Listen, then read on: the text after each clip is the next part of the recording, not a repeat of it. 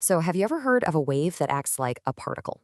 I mean, a wave that can travel for miles and miles without ever losing its shape, pass straight through another one, and just pop out the other side completely unchanged. It sounds like something straight out of science fiction, right?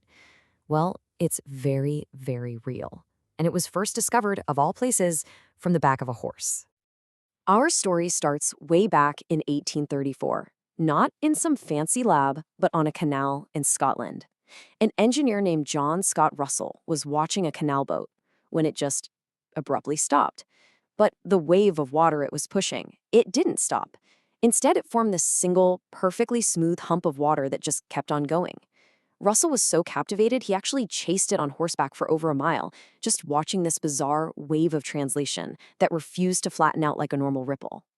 For decades, this whole thing was a complete puzzle. I mean, all the physics of the time said a wave like this was impossible. It should have spread out, broken apart, just disappeared.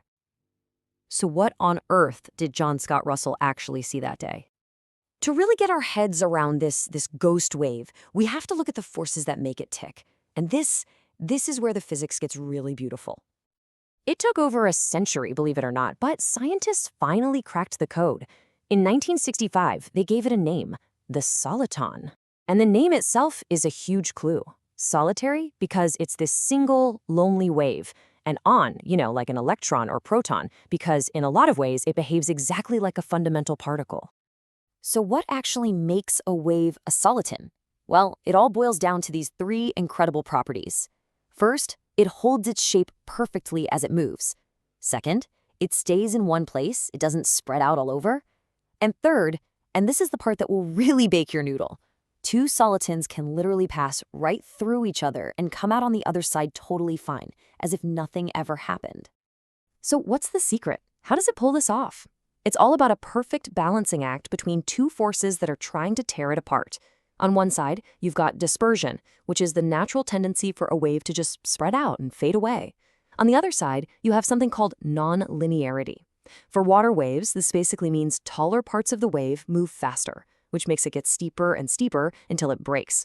But in a soliton, these two forces cancel each other out perfectly, locking the wave into this immortal shape. Now you might be thinking, okay, cool, a weird wave in a canal. But this perfectly balanced wave wasn't just some historical curiosity. It turned out to be the hidden key to one of the most important technologies we have, the internet. So here was the problem with early fiber optics. When you send a pulse of light, which is basically just data, down a fiber optic cable, dispersion smears that pulse out, turning a sharp signal into a blurry mess. But then, in 1973, a physicist named Akira Hasegawa had a brilliant idea. He realized that light pulses in a fiber could also have nonlinearity. So what if you could create a pulse of light where dispersion and nonlinearity canceled each other out? You'd have an optical soliton. You could send data across oceans, and it would never get distorted. And once that idea was out there, things just exploded.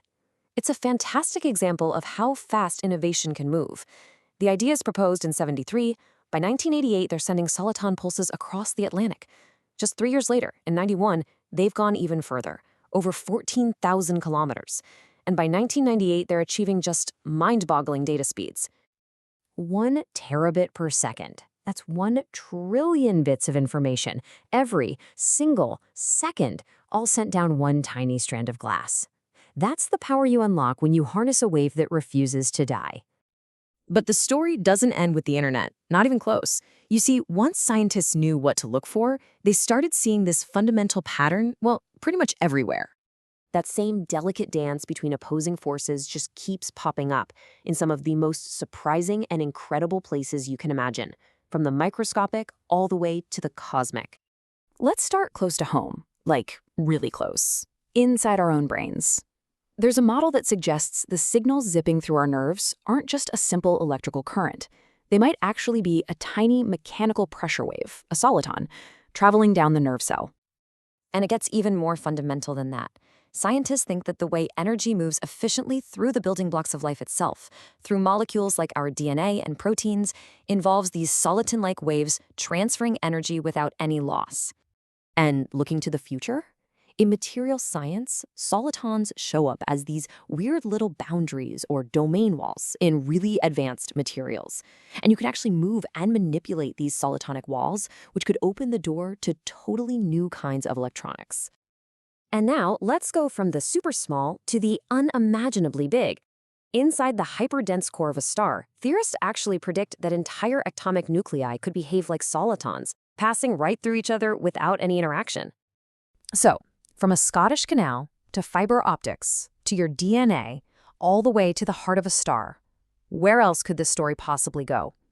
Well, this is where things take a turn into the truly speculative.